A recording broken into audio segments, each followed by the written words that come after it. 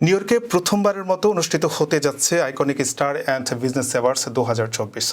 বাংলাদেশে global diaspora council ও পিয়াল হোসেন এন্টারটেইনমেন্টের আয়োজনে এই অনুষ্ঠানের টাইটেল স্পন্সর হিসেবে থাকছেন এটিভি ইউএসএ, যেখানে অংশগ্রহণ করবেন অভিনয় শিল্পী বিদ্যা সিনহা মিম, তানজিন তিশা, সাদিয়া জাহান প্রভা, জায়েদ খান, আখি আলমগীর ও ভারতের টলিউড তারকা পায়েল সরকার সহ এক ঝাঁক তারকা।